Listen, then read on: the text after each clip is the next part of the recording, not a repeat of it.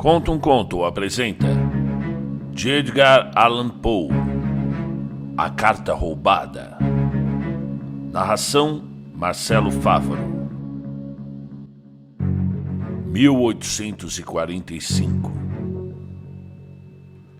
Em Paris, ao anoitecer de uma tarde tempestuosa no outono de 1800, desfrutava o duplo deleite de estar entregue aos meus pensamentos e a um charuto de mineral turco na companhia do meu amigo Auguste Dupin em sua biblioteca na rua Dunot, número 33, terceiro andar, Faubourg Saint-Germain. Já estávamos em profundo silêncio por pelo menos uma hora. Para qualquer observador casual, cada um parecia ocupar-se apenas da maneira absorta e exclusiva com os sinuosos redemoinhos da fumaça que oprimia a atmosfera do aposento. Eu, porém, repassava mentalmente alguns tópicos acerca dos quais havíamos conversado mais cedo. Refiro-me ao caso da Rua Morgue e o mistério do assassinato de Marie Roget. Julguei, portanto, uma espécie de coincidência quando a porta do aposento foi aberta e por ela entrou nosso velho conhecido Monsieur G, o comissário da polícia parisiense. Nós o acolhemos calorosamente, pois o sujeito era, em igual medida, divertido e desprezível, e já não o víamos há muitos anos. Estávamos sentados no escuro até então, e Dupin se levantou e acenou para acender a lamparina, mas tornou-se a sentar sem fazê-lo, quando G anunciou que tinha nos vindo consultar, ou melhor, pedir a opinião do meu amigo sobre um assunto oficial que ocasionara um sem número de problemas. Se é assunto que exige reflexão, observou Dupin, abstendo-se de acender o pavio, examinaremos melhor no escuro. Eis mais uma de suas ideias esquisitas, disse o comissário, que tinha mania de chamar de esquisito tudo o que estava além de sua própria compreensão, vivendo assim cercado por uma verdadeira legião de esquisitices. É verdade, declarou Dupin, providenciando um cachimbo para a visita e puxando uma cadeira confortável para que se sentasse. E qual é a dificuldade agora? Perguntei nenhum outro assassinato, espero. Não, nada disso. Trata-se, na realidade, de um assunto bastante simples. Eu não tenho dúvidas de que poderemos resolvê-lo de maneira satisfatória por nossa conta. No entanto, eu achei que Dupin gostaria de ouvir os detalhes do caso por ser muito estranho. Simples e esquisito, comentou Dupin. Sim, e não apenas isso. A verdade é que estamos muito intrigados pelo caso ser tão simples e ainda assim nos deixar completamente desconcertados. Talvez a própria simplicidade esteja atrapalhando, explicou, respondendo meu amigo. Você fala cada bobagem, exclamou o comissário, rindo de maneira exagerada. Talvez o mistério seja simples demais, prosseguiu Dupin. Ora, onde já se viu uma coisa dessas? A solução pode passar despercebida por ser evidente até demais. Gargalhou o visitante, divertindo-se a valer. Dupin, você ainda me mata. E qual é, afinal, o assunto? Perguntei. Bem, vou lhes contar, respondeu o comissário, dando um longo trago firme e contemplativo no cachimbo e acomodando-se na cadeira. Eu vou lhes contar em poucas palavras, mas antes de começarmos devo advertir-lhes que se trata de um assunto altamente confidencial e que posso perder meu cargo se alguém souber do que compartilhei com vocês. Vá em frente, falei. Ou não, rebateu Dupin. Está bem. Recebi uma informação pessoal de um escalão muito alto de que um certo documento da maior importância foi roubado dos apartamentos reais. O indivíduo que cometeu o roubo é conhecido. Quanto a isso, não há dúvidas, pois foi visto em ação. Também sabemos que continua em posse do documento. E como sabem? Perguntou meu amigo. Temos razões para deduzir, respondeu o comissário. Em virtude da natureza do documento e ao fato de não terem aparecido certos resultados que teriam se dado de pronto caso o ladrão o tivesse passado adiante, isso é, caso já o tivesse usado como imaginamos que virá usar. Seja um pouco mais explícito, pedi. Bem, posso revelar que o documento dá a quem o possui certo poder em um certo local onde tal poder é de imensa valia. O comissário gostava de falar como um diplomata. Eu continuo sem entender, disse Dupin. Não! Bem, a revelação do documento para uma terceira pessoa, cujo nome não direi, comprometeria a honra de uma figura de altíssima posição. Esta circunstância confere ao possuidor do documento uma ascendência sobre a figura ilustre, cuja honra e paz encontram-se ameaçadas. Mas essa ascendência, interrompi, apenas seria possível se o ladrão estivesse ciente de que a pessoa roubada sabe ao seu respeito. E quem ousaria? O ladrão, informou G. É o ministro D, capaz de muitas outras ousadias, sejam elas dignas ou indignas de um homem. O método do roubo não foi o menos engenhoso que audaz. O documento em questão é uma carta. Para ser franco, foi recebido pela pessoa roubada enquanto estava sós em seus aposentos reais. Enquanto lia a missiva, foi interrompida de repente pela entrada de outra pessoa ilustre, de quem especialmente desejava escondê-la. Após uma tentativa apressada e inútil de enfiá-la em uma gaveta, foi forçada a colocá-la, aberta como estava sobre uma mesa. O sobrescrito, contudo, estava por cima, ocultando o conteúdo da correspondência. E foi assim que ela passou despercebida. Justo nesse momento entra o ministro D. Seus olhos de lince perceberam imediatamente a carta e, reconhecendo a caligrafia no sobrescrito e notando o atordoamento da ilustre destinatária, descobre o seu segredo. Após algumas transações de negócios tratadas com o costumeiro modo apressado de D, ele saca uma carta parecida com a mensagem em questão, abre, finge lê-la e então coloca ao lado da outra sobre a mesa. Conversa por mais uns 15 minutos sobre assuntos públicos e, por fim, ao despedir-se, apanha a carta que não lhe pertencia. A destinatária vê o que se passa, mas, é claro, não ousa chamar a atenção para o fato, visto que a terceira figura estava ao seu lado. O ministro vai embora, deixando a própria carta, uma carta sem importância, sobre a mesa. Bem, está aí, disse Dupin dirigindo-se a mim. Exatamente o que você argumentou que tornaria a ascendência possível. O ladrão está ciente de que a pessoa roubada sabe ao seu respeito. Exato, retrucou o comissário. E o poder assim obtido tem sido usado há alguns meses para fins políticos e de maneira bastante perigosa. A cada dia que passa, a pessoa roubada está mais e mais convencida da necessidade urgente de recuperar a carta. No entanto, isso é claro, não pode ser feito às claras. Por fim, levada ao desespero, ela encarregou-me da tarefa. Ninguém, disse Dupin em meio a um perfeito redemoinho de fumaça. Eu suponho. Ninguém poderia desejar ou até mesmo imaginar um agente mais sagaz para realizá-la. Você me lisonjeia, respondeu o comissário, mas há quem pense de outra forma.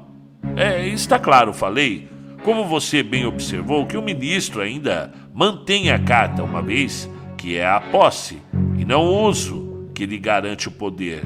Com o uso, o poder deixa de existir. Verdade? E foi com base nessa convicção que procedi. meu primeiro cuidado foi conduzir uma busca minuciosa nas acomodações do ministro. E, nesse ponto, o maior desafio foi a necessidade de procurar a missiva sem que ele soubesse. Eu fui advertido, sobretudo, do perigo que resultaria de qualquer manobra que lhe desse motivos para suspeitar de nossas intenções. Porém, eu disse, você deve estar bastante alfade nessas investigações. A polícia parisiense já fez esse tipo de operação antes. Ah, sim! É por isso que eu não me desesperei. Os hábitos do ministro também me ofereceram grande vantagem. Ele costuma com frequência ausentar-se da casa durante a noite toda e tem pouquíssimos criados. Eles dormem afastados dos aposentos do patrão e, sendo na sua maioria napolitanos, embriagam-se com facilidade. Eu tenho as chaves, como os senhores sabem, capaz de abrir qualquer cômodo ou armário em Paris. Durante 3 meses não se passou uma noite na qual eu não estivesse durante boa parte da madrugada engajado pessoalmente em revisitar os aposentos de D. O caso me interessa por uma questão de honra e, para confessar um grande segredo, a recompensa oferecida é enorme. Desse modo, não abandonei a busca até ter certeza absoluta de que o ladrão é um homem mais astuto do que eu. Julgo ter investigado cada nicho, cada canto do local e que um pedaço de papel pudesse ter sido colocado. Bom, mas não é possível que, embora a carta possa estar com o ministro, como sem dúvida está, ele a tenha escondido em outro lugar que não a própria residência, sugeri. É pouco provável, respondeu Dupin. A atual condição peculiar do caso em questão, e sobretudo a natureza das intrigas em que D é célebre por se envolver, torna a disponibilidade imediata do documento, a possibilidade de ter se apresentado a qualquer momento, um ponto quase tão importante quanto a posse da carta em si. Possibilidade de ter se apresentado, indaguei. Sim, de ser destruído, respondeu Dupin. Certo. Então o documento está claramente na residência dele e está fora de questão supor que possa estar com o ministro guardado em seus bolsos, por exemplo, observei. Completamente, disse o comissário. Ele foi revisitado de forma vigorosa por 2 vezes por batedores de carteira sobre a minha inspeção. E você poderia ter se poupado do trabalho, disse Dupin. Presumo, não é um completo idiota e, assim sendo, deve ter previsto suas revistas. Não é um completo idiota, disse G, mas é um poeta, o que é quase a mesma coisa. De fato, concordou Dupin, após uma baforada longa e pensativa em seu cachimbo. Embora eu também seja culpado de alguns versos mal escritos, o que acha de nos contar com detalhes os pormenores de sua busca? Bem, nós a conduzimos sem pressa, vasculhamos todos os lugares possíveis. Tenho muita experiência em assuntos do gênero. Examinamos o prédio todo, aposento por aposento, dedicando uma noite para cada cômodo durante uma semana inteira. Primeiro nos atemos à mobília de cada quarto, abrimos todas as gavetas e imagino que saibam que, para um agente policial devidamente treinado, não existe essa coisa de gaveta secreta. O sujeito que deixa escapar uma gaveta secreta em busca desse tipo é um verdadeiro imbecil. É tudo muito simples, há um determinado parâmetro de volume de espaço a ser avaliado em qualquer armário. Temos regras precisas a esse respeito. Não nos escapou sequer a 50ª parte de uma reta. Após os armários foi a vez de vasculharmos as poltronas. As almofadas foram examinadas com agulhas compridas bem finas, como vocês já me viram fazer. E então removemos os tampos das mesas. E para quê? Às vezes a pessoa que deseja esconder um objeto remove o tampo da mesa ou de qualquer outro móvel semelhante. Cava-se um espaço em sua base onde o objeto é escondido. E não apenas o tampo é colocado de volta. As partes superiores e inferiores da cabeceira de cama são usadas para o mesmo fim. Mas não é possível detectar o espaço oco pelo som? Perguntei. Não, se ao depositar o objeto a pessoa o acolchoar com bastante algodão. Ademais, no nosso caso, fomos obrigados a investigar sem fazer o menor ruído. Contudo, não creio que tenham desmembrado toda a mobília capaz de ocultar um objeto do modo como mencionou.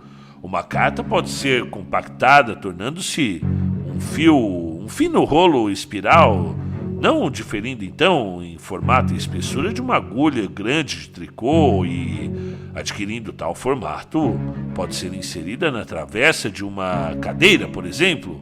Suponho que não tenham destruído todas as cadeiras, ou estou certo?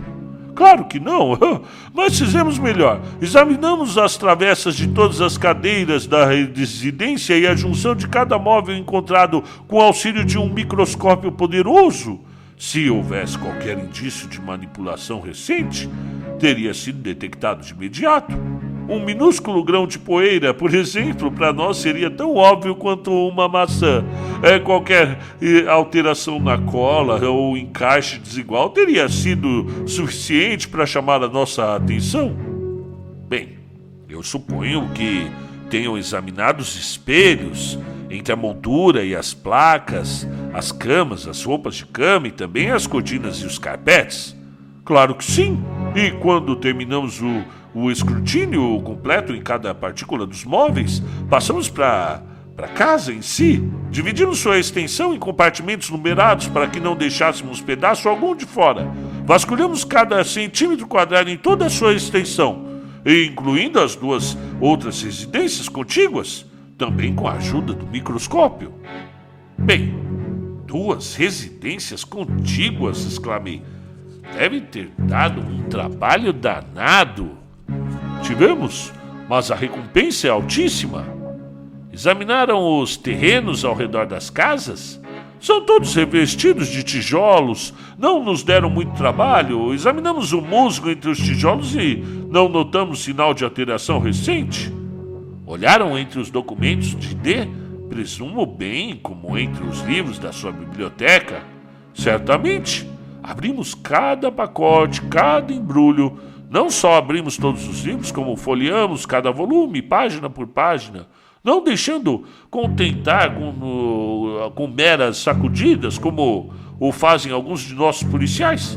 Também medimos a espessura de todas as capas, da maneira mais precisa possível, submetendo cada uma mais esmerada à análise microscópica. Se alguma encadernação tivesse sido alterada recentemente, teria sido impossível que o fato não passasse despercebido. 5 ou 6 volumes novos, recém-chegados do encadernador, foram perscrutados de forma longitudinal com auxílio de agulhas. Inspecionaram o assoalho por baixo dos tapetes? Sem dúvida. Removemos cada tapete e examinamos as tábuas com um microscópio. E os papéis de parede? Também? Olharam o porão? Olhamos. Então, concluí. Se você se enganou e a carta não se encontra na residência de D, como supõe. Receio que tenha razão, admitiu o comissário. E agora, Dupin, o que me aconselha a fazer? Eu aconselho a conduzir uma nova busca minuciosa no local. Isso é absolutamente desnecessário, retrucou G. Eu tenho mais certeza que a carta não está lá do que o ar que respiro. Não posso lhe dar o conselho melhor, disse Dupin. Você possui, imagino, uma descrição precisa da carta. Ah, sim! Nesse momento, o comissário, tirando do bolso um bloco de anotações, leu em voz alta uma descrição detalhada da aparência interna e, sobretudo, externa da carta roubada. Logo após concluir a leitura da descrição, o bom sujeito se despediu e foi embora, desanimado, como eu nunca o vira antes. Mais ou menos um mês depois, ele retornou a nos visitar, encontrando-nos quase na mesma ocupação da visita anterior. Apanhou um cachimbo, sentou-se e conversou amenidades conosco, e por fim falei. Então, G, e a carta roubada? Presumo que tenha finalmente se convencido de que não é tão simples assim ser mais astuto do que o ministro, não é? Ah, que se dane o ministro, sim. Eu conduzi uma nova busca, como o Dupin sugeriu, mas foi perda de tempo, como imaginei que seria. E qual era mesmo o valor da recompensa oferecida? Perguntou o meu amigo. Ora, um valor altíssimo, uma recompensa generosíssima, mas não quero revelar a quantia exata. Porém, uma coisa lhes digo, não me incomodaria em entregar meu cheque de 50 mil francos a quem conseguisse recuperar essa carta. Está se tornando cada dia mais e mais importante e, recentemente, a recompensa foi, inclusive, dobrada. No entanto, mesmo que fosse triplicada, não poderia fazer mais do que já fiz. Ora, essa, disse Dupin com a voz arrastada, entre uma baforada e outra no cachimbo. Eu realmente acho, G, que você não se empenhou ao máximo nessa questão. Você poderia ter se empenhado um pouco mais, não acha? Como? De que maneira? Bem, bom, você poderia, pedir um conselho sobre o assunto, não? Lembra daquela história, da história que contam aí sobre o Albernete? Não, que a Albernete vai para o inferno. De certo, que vá para o inferno, que o diabo o carregue. Porém, conta-se que um certo sujeito rico e avarento que colocou na cabeça que se aproveitaria de Albernete. Albernete obtendo uma opinião médica sem precisar de pagar consulta, forjando com esse propósito uma conversa casual quando estavam a sós. Ele insinuou seu caso ao médico, fingindo se tratar da doença de um indivíduo imaginário. Suponhamos, disse o avarento, que os sintomas dele sejam tais e tais. O que o senhor aconselha? O que aconselho? Respondeu Albernete. Bem, aconselho a procurar ajuda médica. Mas, disse o comissário um tanto sem jeito, não estou me recusando a procurar a ajuda e pagar por isso. Não é nada disso. Eu realmente daria os 50 mil francos a quem me ajudasse na questão. Nesse caso, respondeu Dupin, abrindo uma gaveta e tirando um talão de cheques. Você já pode me fazer um cheque no valor citado. Assim que o assinar, eu lhe entrego a carta. Eu fiquei estarrecido. O comissário parecia absolutamente pasmo. Por alguns minutos, permaneceu imóvel e em silêncio, fitando meu amigo com um ar de incredulidade, boquiaberto com os olhos arregalados. Depois, aparentemente recomposto, apanhou uma caneta e, após diversas pausas e olhares vazios, finalmente preencheu e assinou um cheque de 50 mil francos, entregando-o por cima da mesa a Dupin. Ele examinou o cheque com atenção e guardou na carteira. Em seguida, abrindo uma escrivaninha, apanhou a carta e a entregou ao comissário. O policial a agarrou, rútilo de alegria, abriu-a com as mãos trêmulas e passou os olhos pelo conteúdo e depois correu para a porta e lutou em sua pressa com a maçaneta de maneira um tanto desajeitada, saindo em disparada, sem fazer cerimônia ou proferir uma única sílaba, desde que Dupin lhe pedira para preencher o cheque. Logo após que o homem foi embora, meu amigo deu-me algumas explicações. A polícia parisiense, começou ele, é bastante capaz, porém à sua maneira. Os policiais têm perseverança, engenhosidade, astúcia e são amplamente versados no tipo de conhecimento que seus deveres parecem exigir. Assim, quando G nos detalhou o método que estava usando na investigação da residência de D, eu fiquei totalmente convencido de que havia conduzido uma busca satisfatória, pelo menos no que diz respeito aos limites do seu trabalho. Limites do seu trabalho? Perguntei. Sim, respondeu Dupin.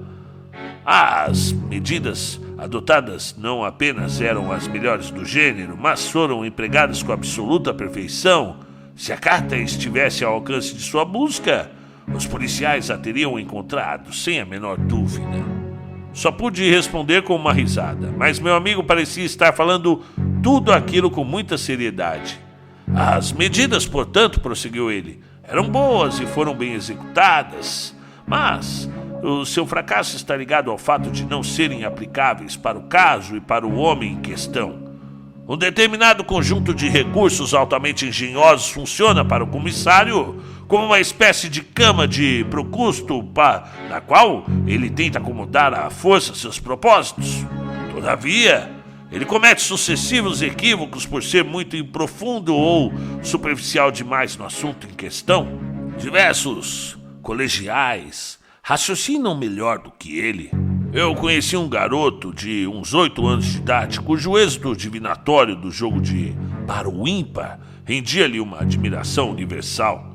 O jogo é bem simples, com bolas de gude.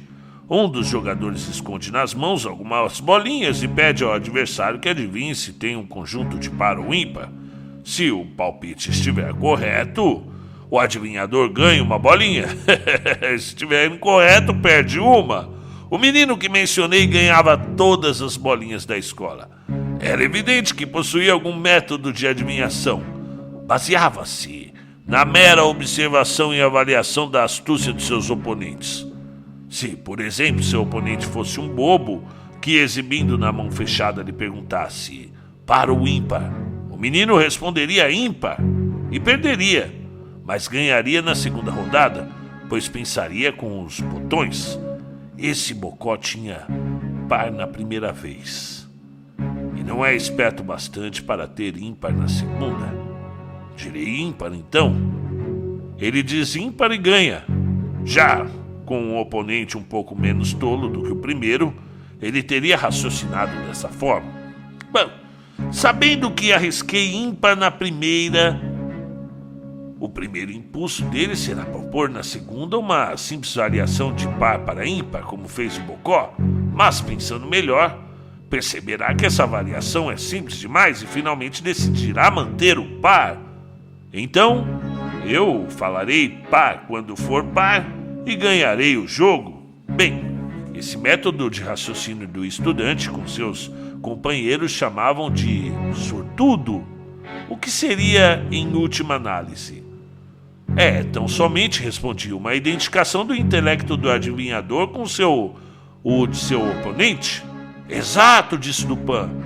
E quando perguntei ao menino como ele alcançava a identificação minuciosa da qual dependia o seu sucesso, recebi a seguinte resposta: quando quero descobrir o quão sabido, estúpido, ou bom ou mau é o meu adversário, ou o que passa por sua cabeça em um determinado momento, eu reproduzo a expressão do seu rosto, imitando-o da maneira mais precisa possível. E então espero para ver que ideias ou sentimentos surgem em minha cabeça ou em meu coração, como se para combinar ou corresponder com a expressão.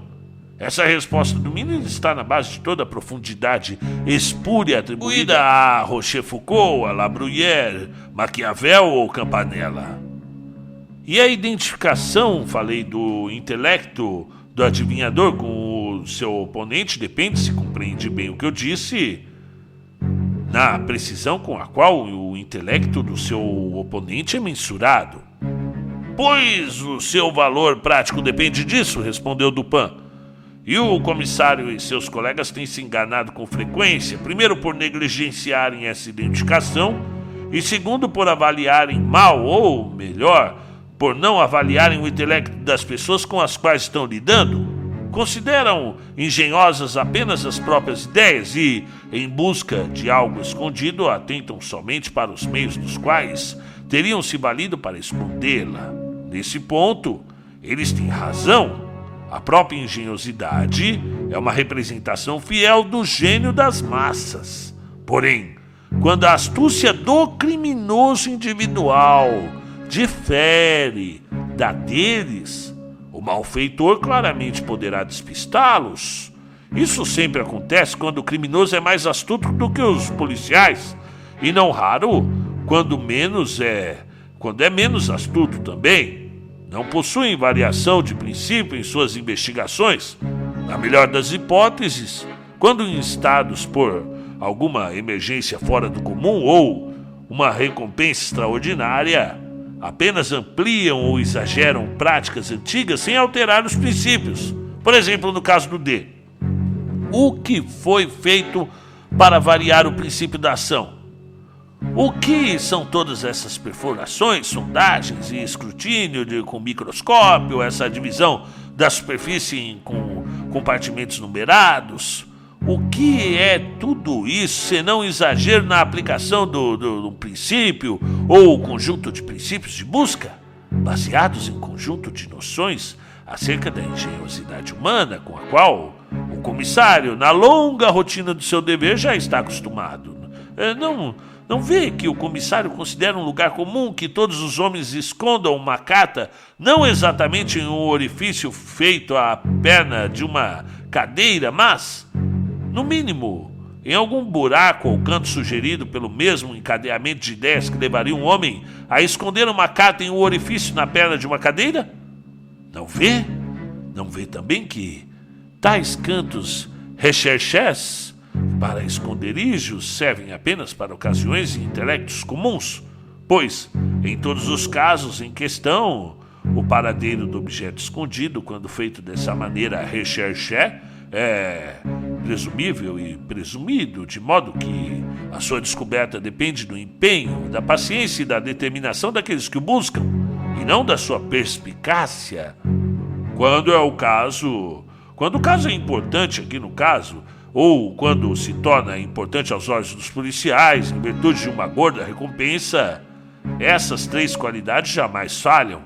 Você agora compreenderá o que quis dizer quando sugeri que, se a carta roubada estivesse escondida em algum lugar ao alcance da busca do comissário, em outras palavras, se o princípio de sua ocultação se coadunasse com os princípios dele, a descoberta seria inevitável. O comissário, porém, foi totalmente passado para trás. E a causa basilar do seu fracasso está na sua suposição de que o ministro é um tolo por ser um poeta renomado. Todos os tolos são poetas, pensa o comissário, e ele é assim culpado de uma non-distributio medi, termo médio não distribuído, ao supor que todos os poetas são tolos. Mas é realmente esse o poeta? Perguntei. São dois irmãos, eu sei, e ambos adquiriram reputação nas letras. O ministro, creio, escreveu com excelência sobre o cálculo diferencial. Ele é matemático, não poeta. Você está enganado, eu conheço bem. Ele é ambas as coisas. Como poeta e matemático, raciocinaria bem. Como mero matemático, não raciocinaria de modo algum e teria ficado à mercê do comissário. Você me surpreende com suas opiniões, falei, pois elas contrariam o senso comum, de certo? Não pretende invalidar uma noção ancestralmente cristalizada. O raciocínio matemático é algo muito considerado como o raciocínio par excellence. A Parier, replicou Dupin, citando Chamfort.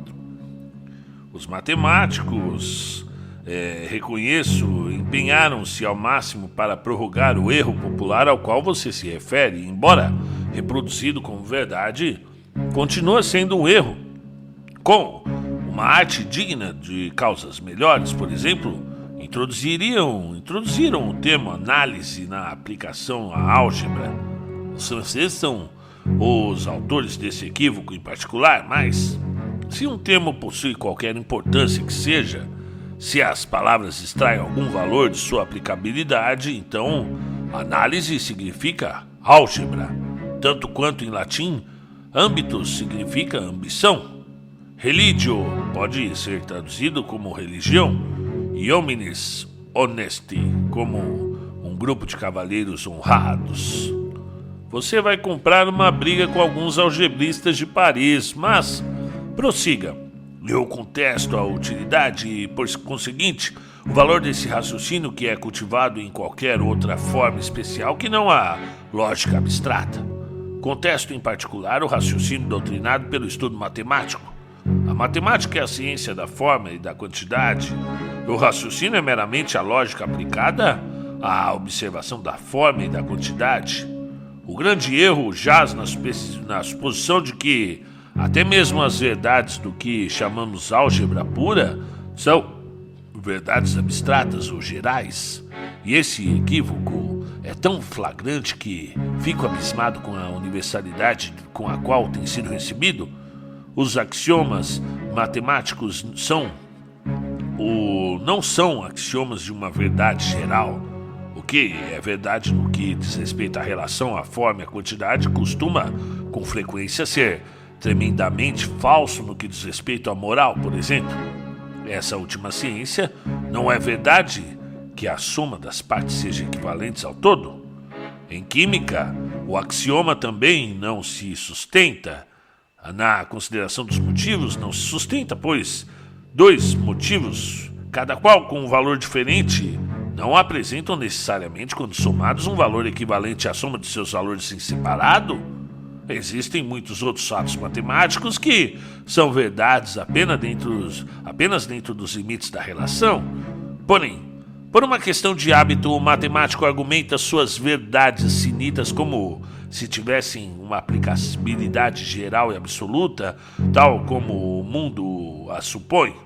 Brilhante em sua muito erudita análise da mitologia, menciona uma fonte de erro análoga ao afirmar que, embora não acreditemos nas fábulas pagãs, vivemos esquecendo disso e delas extraímos inferências como se fossem realidades. Os algebristas, entretanto, sendo eles próprios pagãos, acreditam nas fábulas pagãs e extraem delas inferências, não tanto por um lapso de memória, mas por uma inexplicável confusão mental. Resumindo, eu jamais encontrei um matemático em que pudesse confiar para além das equações de raízes iguais, ou um que, ainda que clandestinamente, não considere uma questão absoluta de fé que 2x mais px equivale absolutamente e incondicionalmente a quê? À guisa do experimento? Diga a um desses senhores que acredita que em determinadas ocasiões é possível que 2x mais px não seja exatamente equivalente a quê? Faça-o compreender o que você quiser dizer e saia do alcance o mais depressa possível, pois não resta a menor dúvida de que ele vai partir para agressão física. O que eu quero dizer, continuou Dupin, enquanto eu ria dos seus últimos comentários, é que se o ministro fosse apenas um matemático, o comissário não teria sido obrigado a dar esse cheque. Como eu o conhecia como matemático e poeta, adaptei-me às medidas, às habilidades dele, no que diz respeito às circunstâncias que o cercavam. Também sabia que era membro da corte e adepto às audaciosas intrigas. É impossível que um homem como ele, ponderei, não tenha ciência das ações habituais da polícia. Ele dificilmente deixaria de antecipar. E os acontecimentos comprovam o que eu digo. As revistas às quais o sujeitaram, creio que deve ter previsto, inclusive, as investigações secretas na sua residência. As frequentes ausências durante a noite que o comissário julgou como um bom auxílio para as investigações, na minha opinião, não passavam de um ardil para permitir que a polícia fizesse uma busca minuciosa e, assim, levar os agentes a se convencerem como G, de fato, acabou fazendo de que a carta não estava no local. Eu também acho que todo esse encadeamento de ideias que me esforcei em detalhar para você agora, com a relação ao princípio invariável da ação policial em busca de objetos escondidos, eu julguei que tudo isso fosse passar necessariamente pela cabeça do ministro. Isso o levaria a evitar todos os esconderijos mais óbvios. Ele não seria tolo a ponto de não levar em consideração que os recantos mais recônditos e remotos de sua residência seriam devassados, tão devassáveis quanto seus armários destancados para os olhos, as sondas, as verrumas e os microscópios do comissário. Eu percebi, afinal, que seria impelido por uma questão de direção à simplicidade, se não diretamente induzido por uma questão de escolha. Você talvez se lembre de como O comissário riu quando sugeri em nossa primeira conversa sobre o assunto que era possível que o mistério o incomodasse tanto por ser uma explicação óbvia demais. Sim, respondi. Lembro-me de como isso o divertiu. Pensei que fosse ter um ataque de tanto rir. O mundo material, prosseguiu Dupin, está repleto de analogias bem distritas com o imaterial.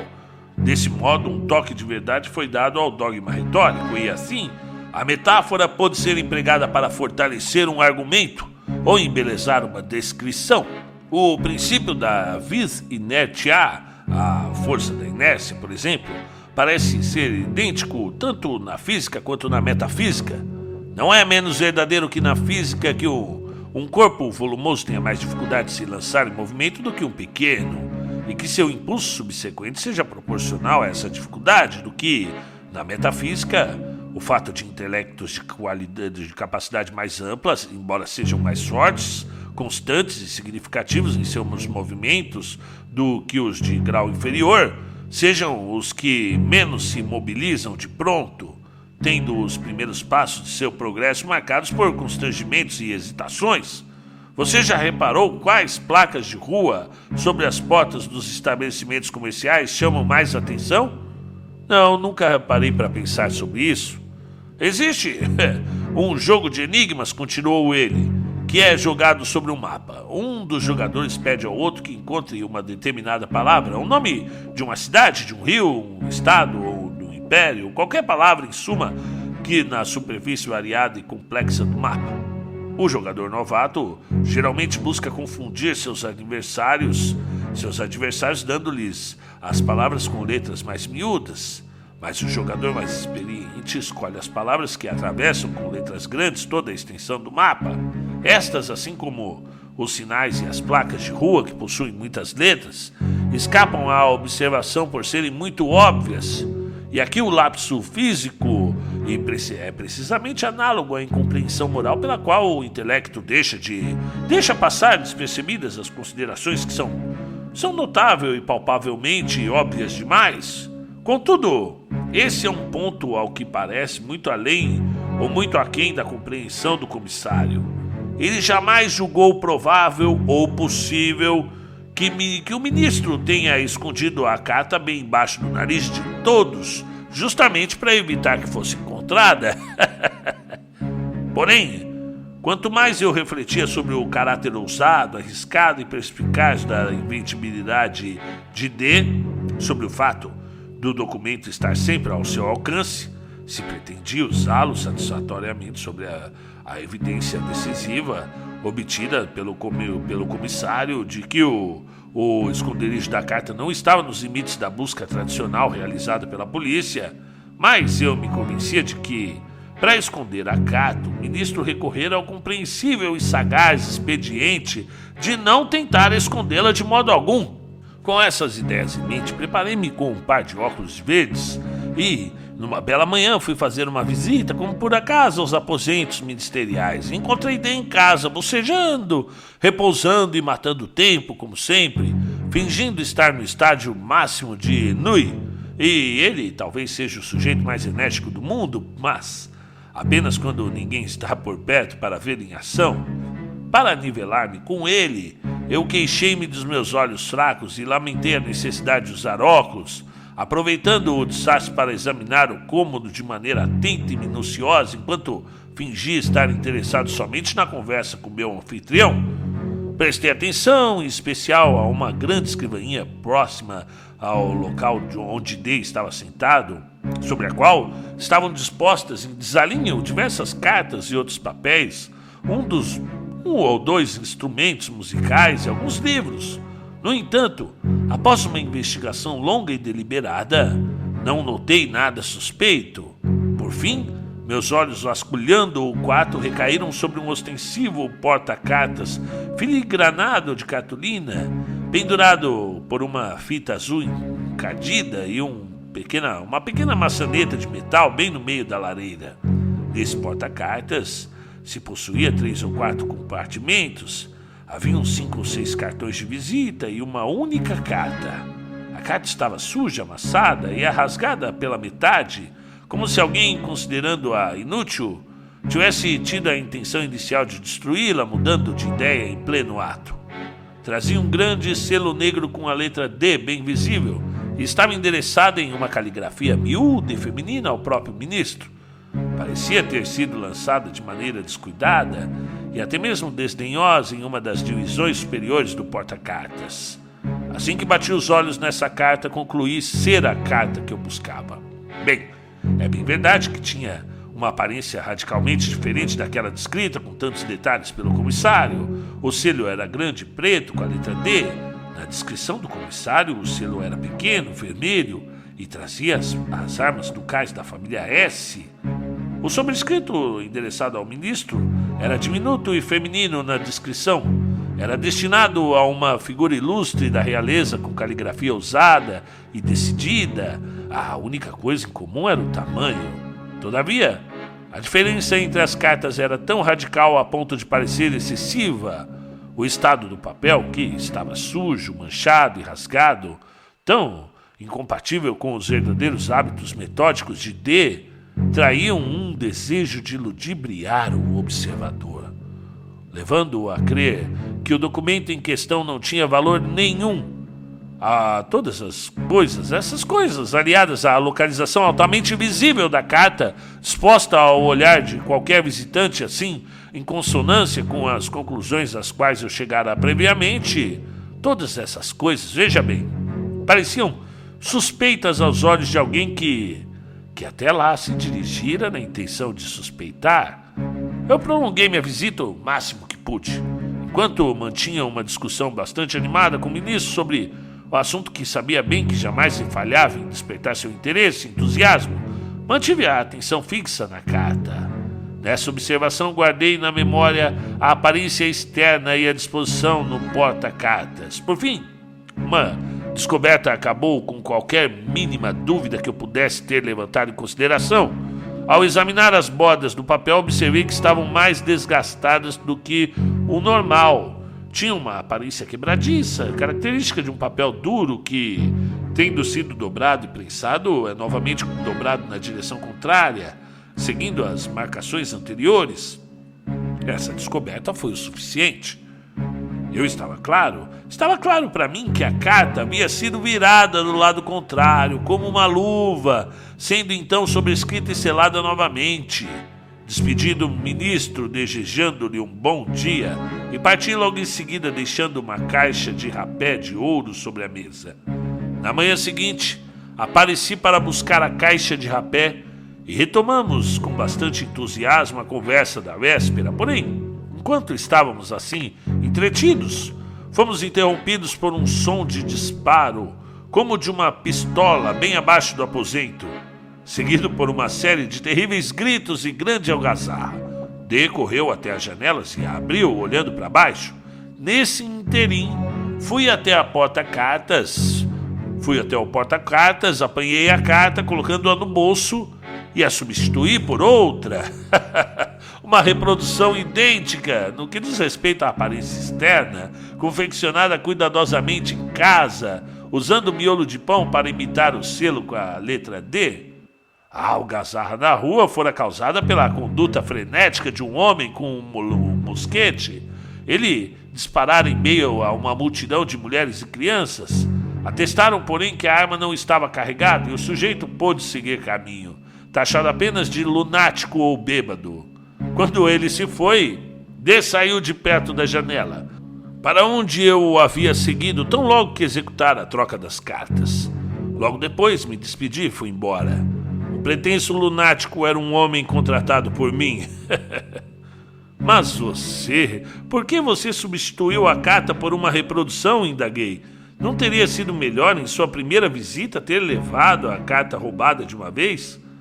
D, retrucou Dupin, é um homem desesperado e audacioso, e em sua residência não faltam criados devotos aos seus interesses. Se eu tivesse feito a manobra ousada que você sugeriu, talvez não lograssem deixar a presença ministerial com vida. A boa gente de Paris nunca mais teria ouvido falar em mim, mas eu tinha outro motivo além das considerações. Você conhece minhas inclinações políticas? Nesse caso, sou partidário da senhora envolvida. Por 18 meses ela esteve à mercê do ministro. Agora a coisa mudou de figura. Ignorando não ter mais a carta, ele continuará a agir como se ainda tivesse. Está, portanto, inevitavelmente fadado à ruína política. A queda dele será tão precipitada quanto constrangedora. É natural falar em facilis descensus averni. É fácil descer ao inferno. Mas, em qualquer tipo de escalada, como disse Catalani a respeito do canto, é mais fácil subir do que descer. Assim sendo, não tenho simpatia nem piedade daquele que desce. Ele é um monstros horrendos. É um homem genial, mas sem princípios. Confesso, entretanto, que gostaria de saber exatamente o que passará por sua cabeça quando, desafiado por aquela a quem o comissário se refere como uma figura ilustre, abrir a reprodução que deixei em seu porta-cartas. E por quê? Você escreveu algo de especial nela? Ora, se não me pareceu correto deixar o interior da carta em branco, teria sido insinuante. Certa vez, em Viena, D aprontou uma comigo e eu lhe disse, não sem o bom humor, que nunca me esqueceria do fato. Como sei que ele há de ficar curioso em relação à identidade da pessoa que o tapeou, achei que seria uma pena não lhe deixar uma pista.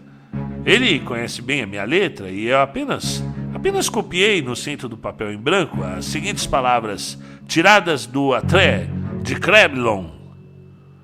Descend si funest, si nest digne Atré, est digne de Trieste. Em francês original, desígnio tão funesto, se não é digno de Atreu, é digno de Tieste.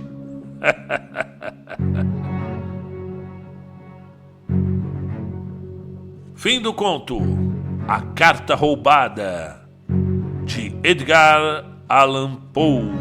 Conta um Conto é um canal de audiocontos diários. Todos os dias você tem a oportunidade de conhecer um grande escritor. Temos aí os maiores contistas do mundo, além de novos contistas que nos mandam todos os dias suas obras, aqueles que desejam ter a sua obra, o seu conto narrados aqui no canal. Então inscreva-se no canal, são contos diários, muito de Edgar Allan Poe, H.P. Lovecraft, clássicos da literatura mundial como Tolstói, ou como aí no caso Edgar Allan Poe, e também da literatura nacional e a literatura da língua portuguesa em geral.